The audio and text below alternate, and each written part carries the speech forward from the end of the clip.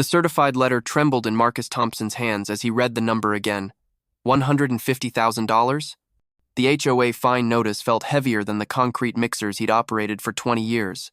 Behind him, his newly finished pool sparkled in the afternoon sun, 3 months of weekend work. Every permit properly filed. Every regulation followed to the letter. But as rage turned to calculation, Marcus spotted Patricia Caldwell across the street, standing on her manicured lawn with her phone pressed to her ear, that familiar smirk spreading across her face as she gestured toward his backyard. Yes, officer, the violation is substantial. We need this handled immediately. What Patricia didn't know was that Marcus Thompson hadn't just built pools for the past 2 decades. And the trump card he held would drain more than just her arrogance. You know what? I bet some of you have dealt with power-hungry neighbors who think they can push you around just because they have a title.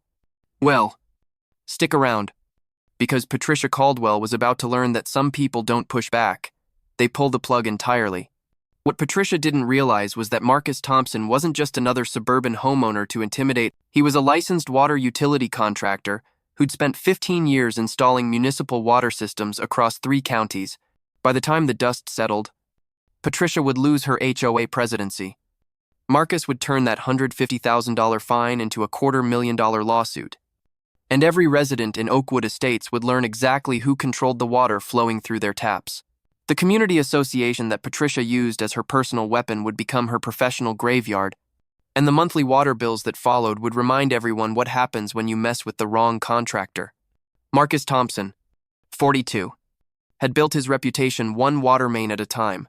After earning his civil engineering degree from Ohio State, he'd spent 2 decades perfecting the art of municipal water systems, from small-town expansions to major city infrastructure upgrades.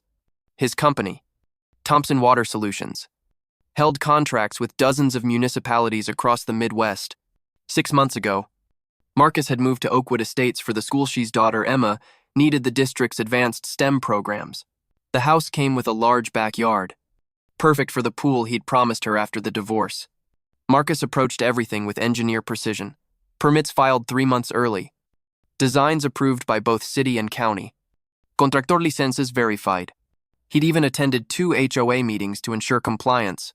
In his world, and you followed the rules because corners cut today meant lawsuits tomorrow. Oakwood Estates sat in the heart of suburban Columbus, Ohio, one of those master-planned communities where every mailbox matched and lawn care was a competitive sport. The development featured 200 homes surrounding a community center, playground, and managed lake. Property values averaged $400,000, attracting young families and empty nesters who wanted suburban perfection without suburban drama. The HOA managed everything from exterior paint colors to landscape choices. Monthly dues of $250 funded the community center, lake maintenance, and landscaping. Most residents appreciated the structure. It protected their investment and maintained the aesthetic that made Oakwood Estates desirable. Marcus had researched the community thoroughly. The water infrastructure was private, installed when the development was built in 2018. The divorce had been brutal but necessary. Sarah kept the house in Cincinnati. Marcus took responsibility for Emma's future. At 14, Emma showed real promise in environmental science, the kind of passion that deserved the best opportunities. Oakwood Estates School District ranked in the state's top 10 for STEM programs. The pool wasn't just a luxury, it was a promise. Through 18 months of custody battles and weekend parenting, Marcus had told Emma they'd build something special together. She'd designed the layout, chosen the tile, even helped calculate the water volume for optimal chemical balance. This house represented fresh starts and father-daughter bonding. Marcus had paid cash to avoid mortgage complications during the custody arrangement. His business was thriving. Emma was thriving. And life was finally stabilizing. Patricia Caldwell had ruled Oakwood Estates' HOA board for 4 years, with the efficiency of a corporate middle manager and the warmth of a tax audit. At 51, she treated the community association like her personal fiefdom, wielding bylaws like battle axes against anyone who dared color outside her carefully drawn lines. A former retail operations manager, Patricia had channeled her need for control into neighborhood governance after early retirement. She knew every covenant, restriction, and regulation by heart. Her enforcement style relied on intimidation through legal language and systematic harassment through documentation. Patricia had noticed Marcus' immediate single father.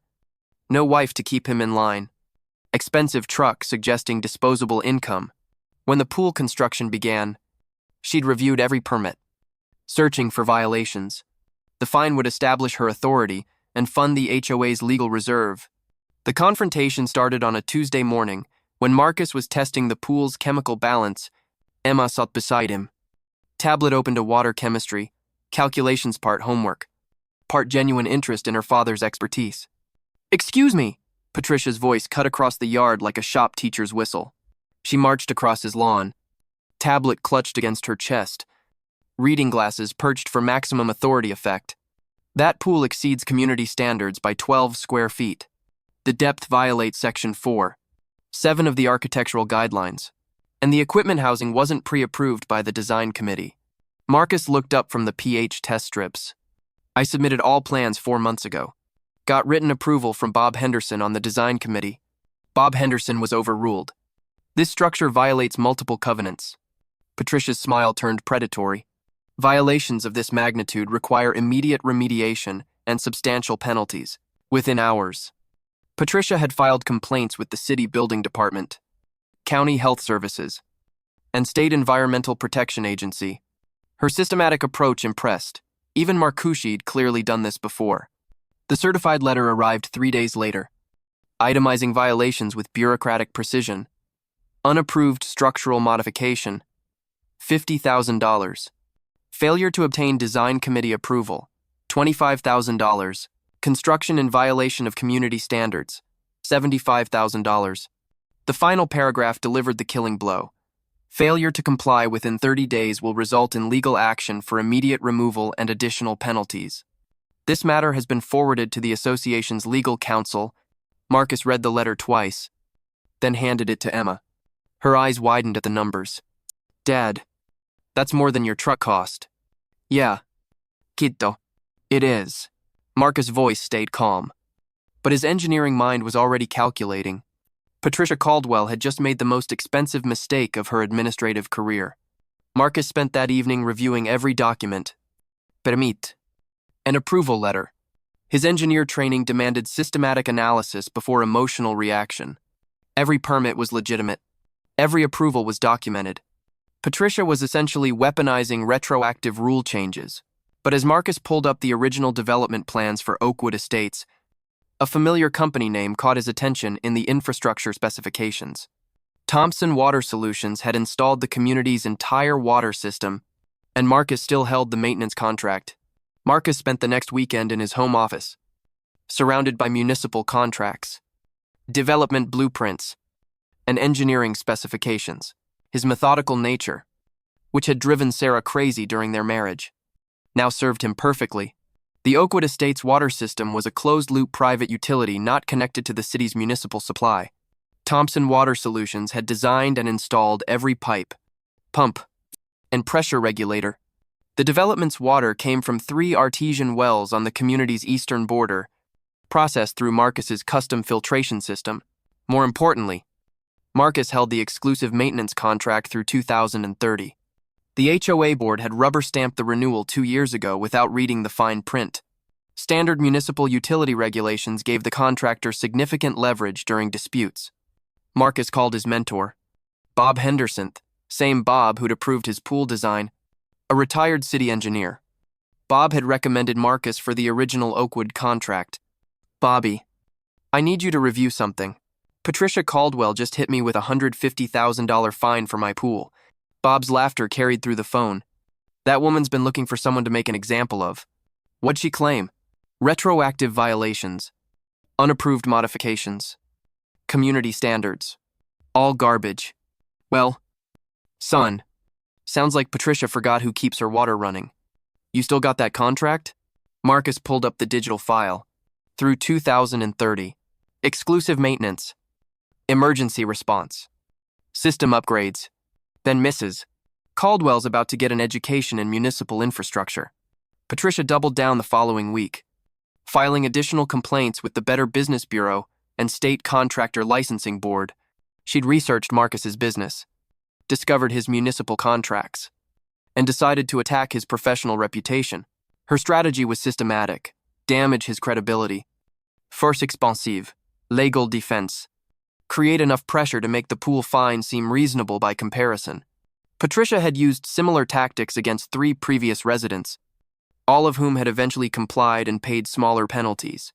She organized support among the HOA board, presenting Marcus as a test case for community standards enforcement. If we don't maintain consistent standards, property values suffer. This contractor thinks his professional status gives him special privileges. Patricia scheduled a special HOA meeting for the following Thursday, planning to present Marcus's case as evidence of why stronger enforcement was necessary. She'd prepared a presentation showing his violations alongside comparable properties that followed guidelines. The community center was reserved. Notices mailed to all residents. And Patricia had even arranged for the HOA's attorney to attend. This would be her demonstration of effective leadership, a warning to other residents about respecting community standards. Bob Henderson attended Marcus's pool inspection the next morning. Clipboard in hand, and 40 years of municipal engineering experience behind his assessment, his findings were precisely what Marcus expected. Every measurement within approved specifications, all equipment properly installed. Construction quality, exceeding city standards. Patricia's fishing, Bob concluded. She's banking on you not understanding the legal process. Most homeowners would pay the fine rather than fight City Hall. Marcus smiled as he handed Bob a cold beer. Good thing I am City Hall. Bob raised his bottle in salute. To Mrs. Caldwell's expensive education. Marcus spent Tuesday evening drafting his response strategy. As a licensed municipal contractor, he understood exactly how utility leverage worked in community disputes. The Oakwood Estates water system was essentially a private municipal service, subject to state utility regulations and contractor protection statutes. His approach would be surgical. First, establish legal grounds for contract protection under state utility law. Second, demonstrate Patricia's pattern of harassment through documented communications. Third, invoke the community's dependency on his maintenance services as justification for restraining orders against further harassment. The nuclear option, which Marcus hoped wouldn't be necessary, involved triggering the contract's dispute resolution clause. If the HOA interfered with his personal property rights, Marcus could legally suspend utility services pending mediation. But Marcus was betting Patricia would escalate first. Her pattern suggested she'd overreach before backing down, and when she did, Marcus would be ready with documentation, legal precedent, and 200 families suddenly very interested in their water supply contractor's dispute with the HOA president. The HOA meeting Thursday night packed the community center beyond capacity. Patricia had promoted it as a community standards enforcement discussion, but word had spread about Marcus's fine. Neighbors were curious about the precedent being set. Patricia opened with prepared remarks about property values and community cohesion, then launched into her presentation about Marcus's flagrant violations. Photos of his pool filled the projection screen, measurements highlighted in red. Architectural guidelines quoted extensively. This contractor believes his professional status exempts him from community standards. Patricia declared, "Tonight we establish that every resident follows the same rules, regardless of their connections or expertise." Marcus had sat quietly through 30 minutes of character assassination, taking notes and occasionally smiling at Patricia's misinterpretations of municipal law. When she opened the floor for questions, he stood slowly. "Patricia, I appreciate the thoroughness of your presentation. You clearly spent significant time researching municipal contracting regulations." Marcus's voice carried the calm authority of someone addressing a city council meeting. "However, you seem to have missed some relevant details about my relationship with this community. I'm not just a contractor who lives here. I'm the contractor who built every water main, installed every pressure regulator, and designed the filtration system that supplies every tap in Oakwood Estates." The room fell silent. Patricia's confident expression flickered uncertainty. For the past 6 years, Thompson Water Solutions has maintained exclusive responsibility for your water infrastructure under contract with this HOA board, the same board that's now attempting to levy fines against my personal property. Marcus smiled pleasantly. "I thought the community should understand exactly who they're supporting in this dispute." The revelation sent murmurs through the community center. Residents exchanged glances. Suddenly, understanding the implications of their HOA president attacking their water system contractor, Patricia's face had gone pale, but she pressed forward. That contract has nothing to do with your violation of community standards," she declared, though her voice had lost its earlier authority. Marcus nodded thoughtfully. "You're absolutely right, Patricia. They're completely separate issues, which is why I was surprised to discover you'd filed complaints about my contracting business with the state licensing board. That seemed to connect my professional reputation with this personal dispute." He pulled out his phone, scrolling through emails. "I was also interested to learn you'd contacted 3 of my municipal clients, suggesting they review their contracts with Thompson Water Solutions." Again, mixing professional and personal matters, the HOA attorney shifted uncomfortably in his chair. Patricia's systematic campaign was starting to look like targeted harassment of a critical service provider, but what really caught my attention, Marcus continued, was your complaint to the Better Business Bureau claiming I'd performed substandard work on community infrastructure. That's particularly interesting, since the HOA board unanimously approved my contract renewal last year, praising the exceptional quality and reliability of our water system maintenance. Patricia realized she'd overplayed her hand. Her attempts to damage Marcus professionally had created a paper trail proving harassment of a utility contractor grounds for both criminal charges and civil litigation. Bob Henderson stood from the third row, his presence immediately commanding attention. As the community's former design committee chair and retired city engineer, his opinion carried weight. "I approved Marcus's pool design 4 months ago," Bob announced. "Every measurement, every specification, every material choice. The design exceeded community standards and city requirements. This fine is based on retroactively changed guidelines that weren't properly voted on by the full board." Jennifer Walsh, a lawyer from Oak Street, raised her hand. "Patricia, did the board vote to modify the architectural guidelines before issuing this fine?" Patricia's silence provided the answer everyone needed. After the meeting, 15 residents surrounded Marcus in the parking lot. The community was clearly divided, some supporting Patricia's enforcement stance, others concerned about the precedent of retroactive fines and harassment of essential service providers. Jennifer Walsh approached with a business card. "I specialize in municipal law and HOA disputes. What Patricia did tonight was legally problematic on multiple levels. Harassment of utility contractors, improper fine assessment, and failure to follow board procedures for guideline changes." Marcus pocketed the card. "I'd rather resolve this quietly, but Patricia seems determined to escalate." Bob Henderson joined them. "Son, that woman won't back down until she's forced to. She's too invested in appearing tough to admit mistakes now." Marcus nodded slowly. "Then I guess we give her the education she's asking for. The next phase would require legal precision, community support, and strategic use of his utility contractor leverage." Patricia had forced his hand, and Marcus was ready to play the card she'd dealt him. Marcus began his counterattack Monday morning with surgical precision. His first call went to the state contractor licensing board, filing a formal complaint against Patricia Caldwell for harassment of a licensed utility contractor. The complaint detailed her systematic campaign to damage his professional reputation in connection with a personal property dispute. Next, he contacted the Ohio Public Utilities Commission, reporting HOA interference with contracted municipal services. Under state law, harassment of utility contractors constituted a violation of public service regulations, particularly when the harassment could impact community water supply reliability. By noon, Marcus had filed a restraining order against further HOA interference with his business operations. The petition cited Patricia's documented communications with his clients, her false complaints to regulatory agencies, and her public statements connecting his professional competence to personal property disputes. The legal paperwork landed on Patricia's desk Wednesday morning via certified mail. Her reaction was swift and predictable. Another certified letter to Marcus, this time threatening immediate legal action for frivolous lawsuits designed to intimidate HOA leadership. But Marcus's real masterstroke came Thursday afternoon. He submitted a formal notice to the HOA board under Section 12(3) of his utility maintenance contract, notice of potential service disruption due to interference with contractor operations. The notification explained that continued harassment of Thompson Water Solutions personnel constituted breach of contract terms requiring community cooperation with maintenance operations. If the interference continued, Marcus would be legally obligated to suspend non-emergency services pending mediation. Non-emergency services included routine maintenance, system monitoring, and chemical treatment adjustments. Emergency services covered only immediate health and safety issues. The community's water would remain safe and flowing, but any problems beyond basic function would wait until the dispute was resolved.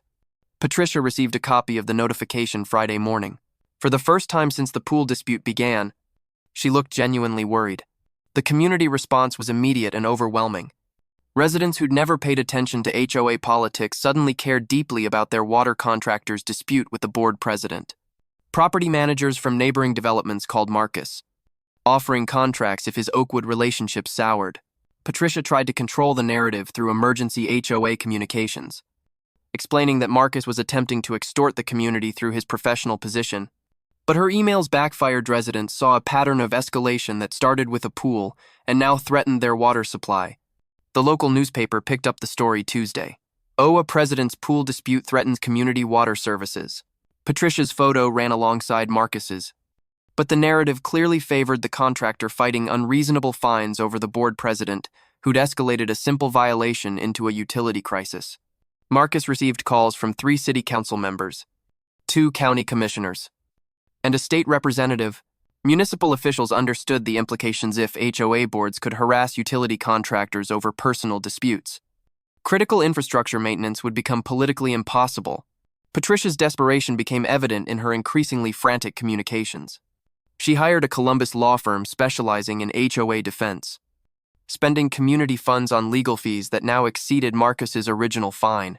Her lawyers sent threatening letters to Marcus, to the city, and to the State Utilities Commission, claiming Marcus was engaging in economic terrorism against the community. The hyperbolic language only reinforced perceptions that Patricia had lost control of the situation.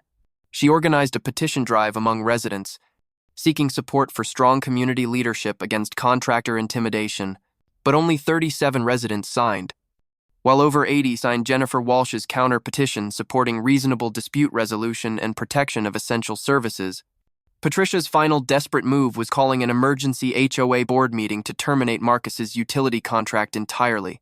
The meeting was scheduled for the following Thursday, exactly 3 weeks after her original presentation about pool violations.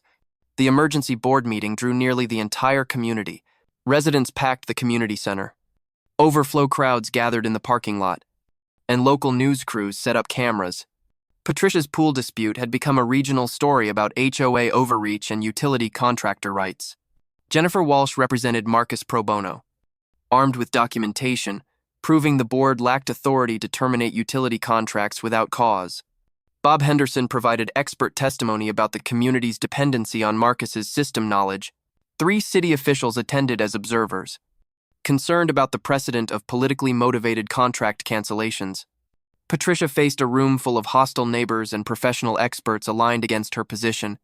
As Patricia called the meeting to order, Marcus stood and addressed the community directly. "Before we begin, I think everyone should understand exactly what's at stake here." He pulled out a thick folder of documents. "Patricia's been busy, so I've been busy too." Marcus opened the folder with deliberate calm.